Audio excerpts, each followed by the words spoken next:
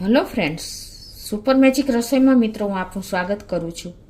આજે હું આપણે વોશિંગ મશીનને કઈ રીતે વર્ષો સુધી એવું ને એવું રહે એના માટે સાફ કરવું ને એનો વિડીયો તમારી સાથે શેર કરું છું। તો ચોક્કસ તમને આ વિડીયો ગમે તો લાઈક કરજો, શેર કરજો અને સબસ્ક્રાઈબ કરવાનું તો ભૂલતા જ નહીં। અને મિત્રો બાજુમાં રહેલું બેલ આઇકનને પણ પ્રેસ કરજો, જેથી કરીને લેટેસ્ટ વિડીયોની માહિતી તમને મળતી રહે। તો હવે ઇન્ગ્રેડિયન્ટ એટલે કે આપણે જે વસ્તુ વાપરીએ છીએ ને એમાં કોલગેટ છે, ઈનો છે, આપણે જે સોડા કપડાં ધોવાનું વાપરતા હોય કે લિક્વિડ એ લેવાનું છે અને એક લીંબુ લેવાનું છે અને બે સિક્રેટ વસ્તુ હું તમને લાસ્ટમાં કહીશ, તો એન્ડ સુધી જોડાયેલા રહેજો। તો જો આપણે વર્ષો વર્ષ વોશિંગ મશીનને નવા જેવું જ રાખવું હોય ને તો આ પ્રોસિજર કરવી કમ્પલસરી છે। તો એમાં આપણે જો હવે આ રીતે મશીન ખોલી અને એમાં આપણે એક ઈનોનું પેકેટ નાખી દેવાનું છે। હવે આપણે એક લીંબુ લઈ લેવાનું છે, એના બે ભાગ કરીને આ રીતે એક લીંબુ ઉપર આપણે કોલગેટ લગાવી દેશું।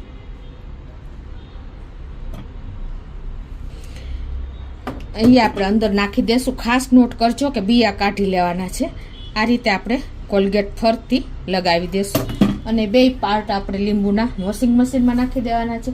પછી તમે જે સર્ફ એક્સેલ કે કોઈ પાવડર કે લિક્વિડ જે વાપરતા હોય ને એ તમારે 1 થી 2 ચમચી જેવો નાખી દેવાનો છે। અને હવે જે સિક્રેટ ઇન્ગ્રેડિયન્ટ છે એ છે મિત્રો આપણે સોડા એસ। આ તમને કોઈ પણ કરિયાણાવાળાની દુકાને મળી જશે અને એને તમારે જો તમારું મશીન વધારે ગંદુ હોય તો તમારે આખું પેકેટ નાખી દેવાનું છે અને ઓછું હોય તો તમારે 1 થી 2 ચમચી નાખી દેવાનું। જે સોડા એસ છે વોશિંગ સોડા છે, એટલે એ રીતે આપણે અત્યારે આખું પેકેટ નાખી દઈએ છીએ। તમારે આવી રીતે જબલું લઈને અને એને બે છેડે આ રીતે ગાંઠ વાળી લેવાની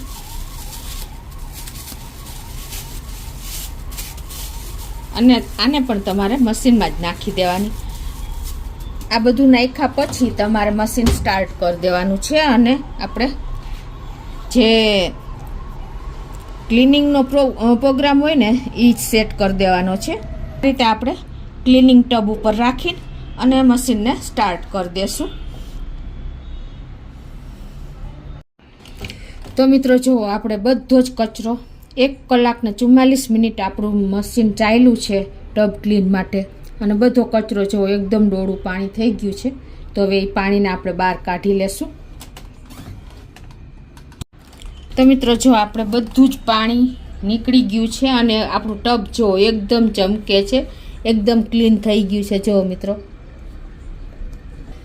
તો હવે જે આપણે આ લીંબુ નાખ્યા છે એ પણ લઈ લઈએ। જો મિત્રો, એકદમ ચોખ્ખું જ આપણું બધું થઈ ગયું છે, ટબ ક્લીન થઈ ગયું છે, એકદમ ચમકતું। તમે આવી રીતે 15 દિવસે કે મહિનો દિવસે તમે જો સાફ કરશો ને તો તમારું મશીન વોશિંગ મશીન લાંબો ટાઈમ સુધી એવું ને એવું ચમકતું રહેશે અને ક્લીન પણ રહેશે।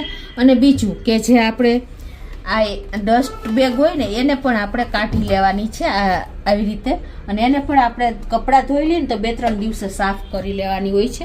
આમાં પણ એટલો જ કચરો ભરાઈ રહે છે। જુઓ છે ને, હું તો રેગ્યુલર સાફ કરતી હોય છે એટલે ઓછું છે, પણ અત્યારે ટબ ક્લીન કર્યું એટલે તો પણ એટલો જ કચરો આવ્યો છે। જુઓ, એને પણ તમારે આ રીતે બેઝિનમાં બ્રશ લગાવીને અને સાફ કરી લેવાનું હોય છે, આવી રીતે બ્રશથી કે ટૂથ બ્રશથી। તો એકદમ સરસ તમારું આને હિસાબે પણ આપણા કપડાં બગડતા હોય છે ને મિત્રો। આને તમારે 2-3 દિવસે રેગ્યુલર સાફ કરતું રહેવાનું આ ડસ્ટ બેગને, તો જ તમારા કપડાં ક્લીન નીકળશે મશીનમાંથી અને મશીન પણ તમારું લાંબો સમય સુધી એવું ને એવું રહેશે। જો એકદમ આપણી આ ડસ્ટ બેગ પણ સાફ થઈ ગઈ છે। આવી રીતે તમારે કન્ટિન્યુ કરતી રહેવાની છે અને પાછી તમારે આ રીતે પેક કરી દેવાની છે। તો મિત્રો, તમે આ રીતે જો મશીનને સાફ કરતા રહેશો ને તો લાંબો ટાઈમ સુધી તમારું મશીન બગડશે નહીં, કોઈ વધારાનો ખર્ચો પણ નહીં આવે।